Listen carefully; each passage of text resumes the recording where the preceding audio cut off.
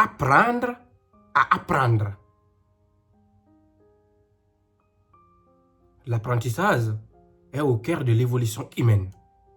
Mais qu'est-ce que cela signifie vraiment d'apprendre à apprendre? Est-ce que la connaissance se limite à ce qui se passe dans une salle de classe? Dans cet épisode, nous allons explorer l'histoire de l'apprentissage, du premier fondateur d'école jusqu'aux nouvelles technologies, et voir comment la quête de la connaissance est une force motrice pour l'humanité.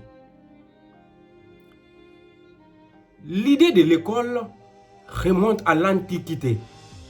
L'école, les premières écoles connues furent fondées en Mésopotamie.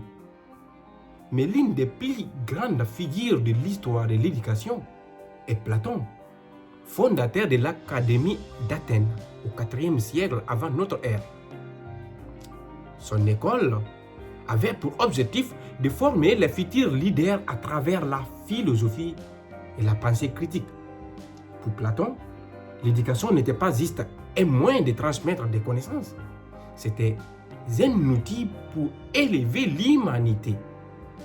Son école est devenue un modèle pour l'éducation et sa vision de la philosophie comme un chemin vers la sagesse a traversé les âges.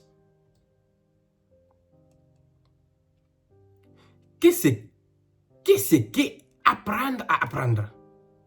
Qu'est-ce qu'apprendre à apprendre?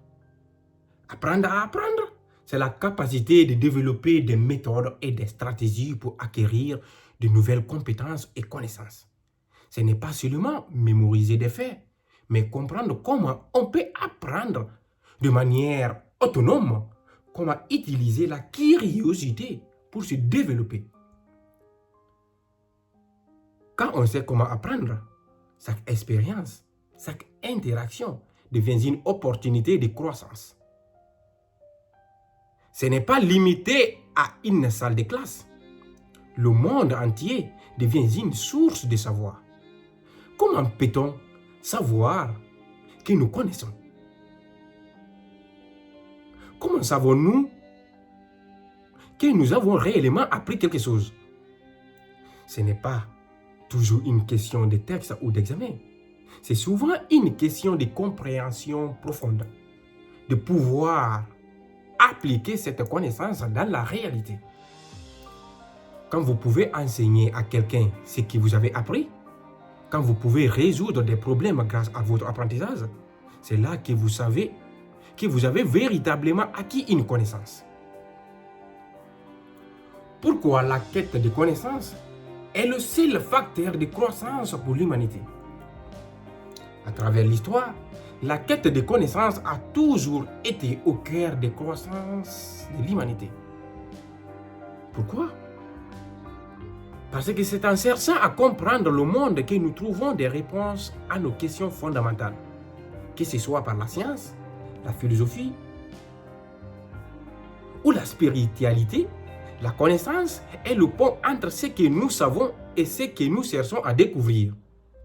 Les civilisations se sont construites sur cette quête. Comprendre les étoiles, la nature, la société. Les croyances sont souvent nées du besoin de donner un sens au monde. Et la connaissance est ce qui nous permet d'aller plus loin dans cette exploration.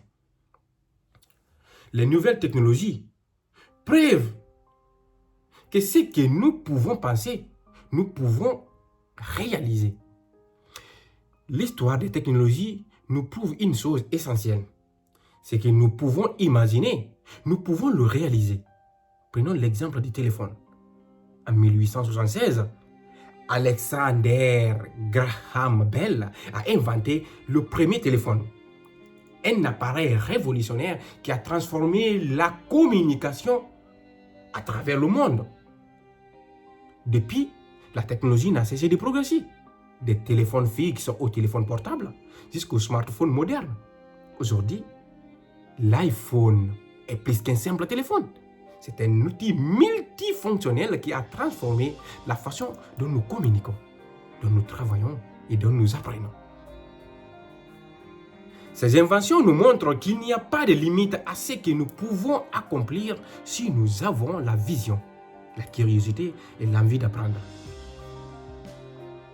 Mon grand frère Lamarana m'a toujours dit, si nous arrêtons d'apprendre, nous mourrons. Cela m'a toujours marqué. Nous sommes des êtres d'apprentissage. Et tant que nous continuons à découvrir et à expérimenter, nous restons vivants. Il m'a aussi dit, si l'on sait, on sait que l'on sait. Et nous voulons encore savoir plus. Le secret, c'est le partage. Plus on donne, plus on reçoit. Ces mots m'ont appris que la vraie connaissance n'a de valeur que si elle est partagée. Oprah Winfrey nous dit que la vraie éducation est le pouvoir de penser par soi-même et de poser des bonnes questions. Oprah Winfrey nous enseigne que la vraie éducation ne se limite pas aux informations que l'on absorbe, mais à notre capacité à réfléchir, à questionner et à aller au-delà des apparences. Oprah Winfrey nous dit aussi que l'éducation n'est pas seulement un moyen d'atteindre un but, mais une aventure qui nous conduit vers l'inconnu.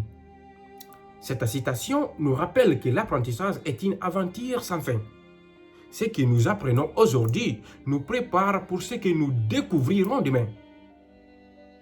Aujourd'hui, je vous invite à apprendre, à explorer, à partager vos connaissances avec le monde et à ne jamais cesser de vous poser des questions.